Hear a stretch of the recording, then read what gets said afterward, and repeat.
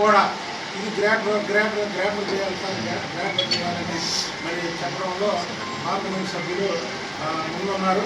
మరి ఆయనకు ప్రత్యేక ధన్యవాదాలు చెప్తున్నాం.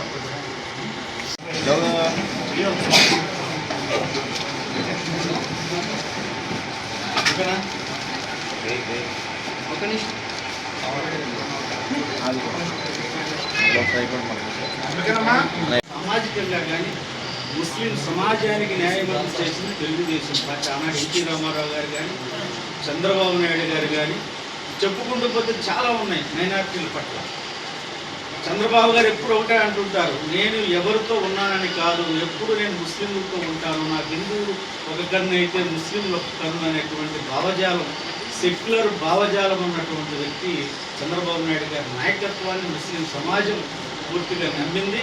వాళ్ళ వక్ఫ్ బోర్డు కూడా అద్భుతమైనటువంటి నిర్ణయం తీసుకుంది. ముస్లింల్లో అత్యంత పేదరికం ఉంది.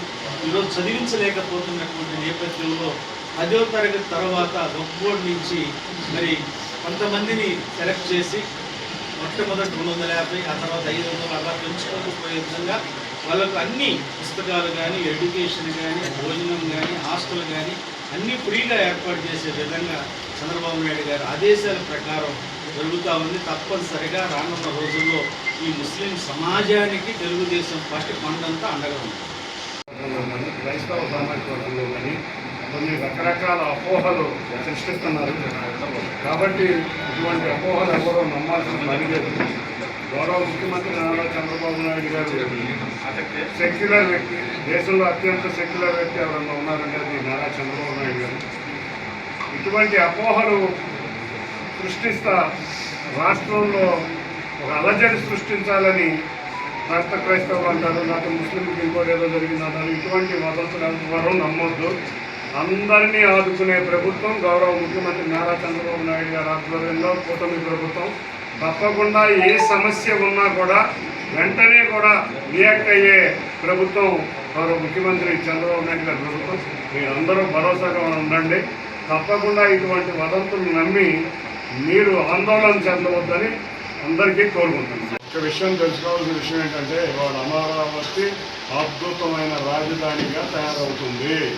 దాన్ని తట్టుకోలేకే ప్రతిపక్ష హోదా కూడా లేని పులివెందుల ఎమ్మెల్యే మావిగన్నని ఇటువంటి రకరకాల ప్రచారాలు చేసి అమరావతి అభివృద్ధిని అడ్డుకుందామని అనుకుంటున్నాడు. అతనికి చెందిన వ్యక్తులు అనే అతనికి సంబంధించిన ఘోరంగా ఓడిపోయిన వ్యక్తులు ఇటువంటి వదంతుల్ని రాష్ట్రం అంతా వ్యాపించాలని చూస్తున్నారు. ఇవాళ అమరావతిలో ప్లాట్లందరికీ 98% ప్లాట్లు హ్యాండ్ ఓవర్ చేయడం జరిగింది. 2027 ఆఖరికి మొత్తం ప్లాట్లు, రోడ్లు, ఇన్ఫ్రాస్ట్రక్చర్తో ఇవ్వబోతున్నాం. 2028కి అమరావతిలో ప్రభుత్వ భవనాలైన సెక్రటరియట్, అసెంబ్లీ, హైకోర్టును కూడా పూర్తి చేసి 2028లోనే మా అందరి కోరిక, మా తెలుగుదేశం నాయకుల కార్యకర్తల కోరిక ఏంటంటే ఇవాళ అభివృద్ధి చెందిన 2028 అమరావతిలోనే ఈ మహానాడు కూడా జరిగి రాష్ట్ర ప్రజలందరికీ అమరావతిని చూపిద్దామని మా అందరి కోరిక. తప్పకుండా కోరుతున్నారు.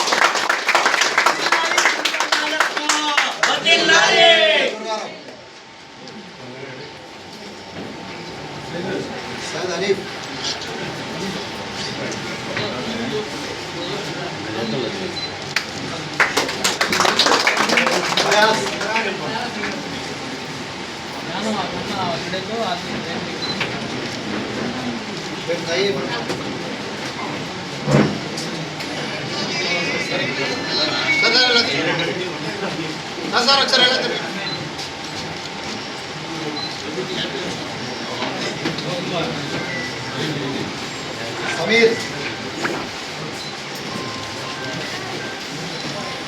हेलो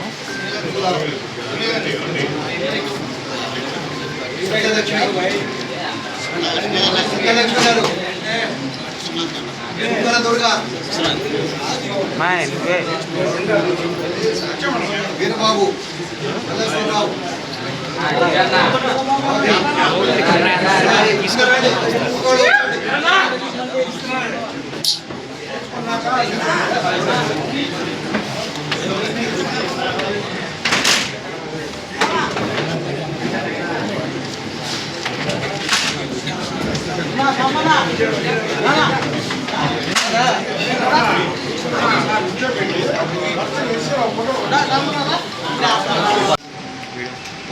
ఇవాళ విజయవాడ నగరం ముఖ్యంగా పశ్చిమ నియోజకవర్గంలో తెలుగుదేశం పార్టీ గతం కంటే భిన్నంగా అందరం కూడా కలిసికట్టుగా పార్టీ బలోపేతాన్ని గట్టిగా కృషి చేస్తున్నాం. దానిలో భాగంగా చూస్తే ఏ నియోజకవర్గం లేని విధంగా పశ్చిమ నియోజకవర్గంలో సంస్థాగతంగా తెలుగుదేశం పార్టీ చాలా గట్టి పార్టీగా వాళ్ళు నిలబడింది. అన్నిటికన్నా ముఖ్యంగా పెద్ద నాయకులు ఉన్న ఈ నియోజకవర్గంలో అందరం కూడా కలిసికట్టుగా గ్రూపులకి ఇది లేకుండా తీసుకెళ్తున్నాం. ఇక విజయవాడ నగరం ఇవాళ కార్పొరేషన్ విజయవాడ నగర మున్సిపల్ కార్పొరేషన్ మొన్నదాకా వైసీపీ నాయకత్వంలో ఉండేది. ఒక్క రాయి కూడా ఈ కార్పొరేషన్కి ఒక్క రాయి కూడా వేయలేని పరిస్థితి ఇవాళ వైసీపీని. మేము అధికారంలోకి వచ్చినాక నగరం కార్పొరేషన్ అభివృద్ధి ఎన్నో కృషి చేశారు. దానిలో భాగంగా మొన్న కూడా గౌరవ ముఖ్యమంత్రి నారా చంద్రబాబు నాయుడు గారి సమక్షంలో చాలా కోరికలు వాళ్ళు విజయవాడ నగరం మీద కోరాం. దాంట్లో ముఖ్యంగా కొండ ప్రాంత వాసులకి జీవో నెంబర్ 30 ద్వారా ప్రభుత్వ స్థలాల్లో 150 గజాల స్థలం ఉన్న ఎవరికైనా సుమారు 45,000 నుంచి 50 కుటుంబాలకి పట్టా పంపిణీ కార్యక్రమం గౌరవ కలెక్టర్ గారికి ముఖ్యమంత్రి గారు ఇమ్మీడియట్గా చేయమని ఆదేశించారు. దానిలో భాగంగా అందరూ విజయవాడ నగర వాసులందరూ దాన్ని సద్వినియోగం చేసుకోవాలి. సుమారు 45,000 మంది కుటుంబాలు ఇళ్ల పట్టాలు ఇబ్బందులు ఉన్నాయి. వాటినన్నింటినీ క్రమేగా బాధ్యకరించడానికి ముఖ్యమంత్రి గారు నిశ్చయించారు. అది కూడా 3 నెలల లోపలే ఇల్లు అనేది తప్పకుండా క్రమబద్ధీకరణ అవుతుంది. దాన్ని ముందు అప్లికేషన్ పెట్టుకుని దాన్ని యూటిలైజ్ చేసుకోవాలని నగరవాసులు అందరినీ కోరడం జరుగుతుంది. అది కూడా ముఖ్యమంత్రి గారి ప్రజల ఆకాంక్షకు అనుగుణంగా విజయవాడ పార్లమెంట్లో 2,85,000 గెలిచినటువంటి చిన్ని గారు గ్రేటర్ చేస్తే ఇంకా చాలా అద్భుతంగా అభివృద్ధి చెందుతున్నటువంటి ఆలోచనతో చంద్రబాబు నాయుడు గారిని, లోకేష్ గారిని అనేక దఫాలుగా ఇక్కడ ఉన్నటువంటి ఎమ్మెల్యేలు కానీ ప్రజలు కానీ కోరిక. ఎందుకంటే ఇవాళ చంద్రబాబు నాయుడు గారు కానీ లోకేష్ గారు కానీ వాళ్ళు చిన్ని గారు చెప్తే వింటారు అనేది అందరికీ తెలిసిన సత్యం. ఎందుకంటే ఆయన ఎక్కువగా కష్టపడుతున్నాడు. ఇవాళ ఆంధ్ర క్రికెట్ అసోసియేషన్ అధ్యక్షుడిగా దాదాపుగా విజయవాడ పార్లమెంట్ చరిత్రలో ప్రజలకు బాగా దగ్గరగా ఉన్నటువంటి వ్యక్తి చిన్ని గారు. ఖచ్చితంగా గ్రేటర్ కావాలనేది మనందరి ఆకాంక్ష. తప్పకుండా వారి నాయకత్వం అవుద్ది.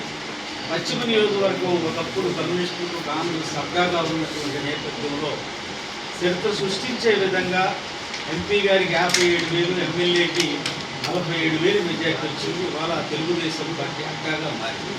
వాళ్ళ హబీబు వాళ్ళ అనుచరులతోటి తెలుగుదేశం పార్టీలో చేరుతున్నందుకు అతనికి హృదయపూర్వకంగా అభినందనలు తెలియజేస్తా ఉన్నాను. ముఖ్యంగా ముస్లింలలో పార్టీ పట్ల అభిమానం ఉంది.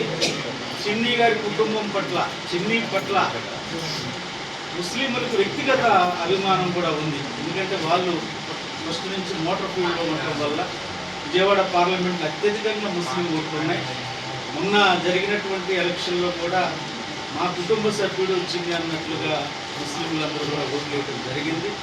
ఒక్క మాట నిజం, తెలుగుదేశం పార్టీ ఆవిర్భావం తర్వాత ముస్లింలకు న్యాయం జరిగింది. ఏ రకంగా చూసుకున్నా న్యాయం జరిగింది. పశ్చిమ నియోజకవర్గంలో పార్టీ శ్రీ అగ్రనాయకత్వం ఉంది. మరి పార్లమెంట్ సభ్యులుగా చేసిన చిన్ని గారి ఎన్నికైనప్పటి నుంచి అక్కడ ఆయనే కోఆర్డినేటర్గా పనిచేస్తూ అందరినీ ఒక్క దాటిపై ఎప్పుడు మీరు చూసుకున్నాం ఒక్క దాటిపై నడిపిస్తూ ఏ కార్యక్రమం ఉన్నా అందరినీ పెద్ద తేడా లేకుండా అంటున్నారు. దానికి ఆయన ప్రత్యేక ధన్యవాదాలు. అందులో గ్రేటర్ విజయవాడ గురించి చెప్పారు. పార్లమెంట్ సభ్యులు గ్రేటర్ విజయవాడ చేయడానికి అనేక సార్లు ముఖ్యమంత్రి గారిని అలాగే మా వర్కింగ్ ప్రెసిడెంట్ గారు అయినటువంటి అనేక సార్లు చెప్పించారు. అంటే గ్రేటర్ విజయవాడ అయితే ఏంటి లాభం అని ప్రశ్నించారు. ఈ విజయవాడకి అనుబంధం ఉన్నటువంటి పల్లెలు ఏవైతే ఉన్నాయో, నగరాలు ఏవైతే ఉన్నాయో అవన్నిటికీ కృష్ణా వాటర్ రావడం కానీ లేదా కేంద్ర ప్రభుత్వం నుంచి నిధులు రావడం కానీ అనేకమైనటువంటి 2019లో కానీ చంద్రబాబు నాయుడు గారు మళ్ళీ ముఖ్యమంత్రి అయితే కంపల్సరీ విజయవాడ చేసేవారు. ఎందుకంటే ఆయన ఇప్పుడు గ్రేట్లో చేసినవన్నీ కూడా ఆయన ముఖ్యమంత్రిగా ఉన్న ధర్మంలోనే చేసినటువంటి ఏదైతే మాకు 2014లో ఎన్నికలు జరిగినప్పుడు తెలుగుదేశం పార్టీ ప్రభుత్వంలో లేదు, కాంగ్రెస్ ప్రభుత్వంలో ఉంది.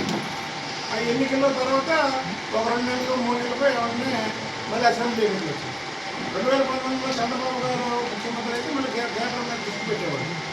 గ్రేటర్ అవడం వల్ల పక్కన ఉన్నటువంటి ఏదైతే విజయవాడకి ఆనుకొని ఉన్నటువంటి పనులు ఏవైతే ఉన్నాయో అవన్నీ కూడా అభివృద్ధి చెందడమే కాకుండా వాళ్ళకి డ్రింకింగ్ వాటర్ కానీ లేదా అండర్గ్రౌండ్ డ్రైనేజీ కానీ బలపూడి ఉంది, చాలా అభివృద్ధి అయినటువంటి బలపూడి, దానికి అండర్గ్రౌండ్ డ్రైనేజీ ఉండదు. ఇలాంటివన్నీ కూడా గ్రేటర్ వల్ల ఉపయోగాలు ఉంటాయి. మరి ఇదంతా కూడా చంద్రబాబు గారు నారా లోకేష్ బాబు గారి గురించి పట్టా వాళ్ళందరికీ కూడా ఇవ్వడం జరుగుతుంది. ఇక విజయవాడ సమస్యలన్నీ కూడా ముఖ్యమంత్రి వారి దృష్టికి తీసుకెళ్ళాం. అమరావతిలో భాగమైన ఈ విజయవాడ అమరావతికి కన్నా అందంగా తయారవ్వాలని ముఖ్యమంత్రి గారి కోరిక. తప్పకుండా డ్రైనేజీ, మంచినీరు, డ్రైనేజీ, స్ట్రాంగ్ వాటర్ మూడింటికి కూడా డీపీఆర్లు అన్నీ సిద్ధంగా ఉన్నాయి.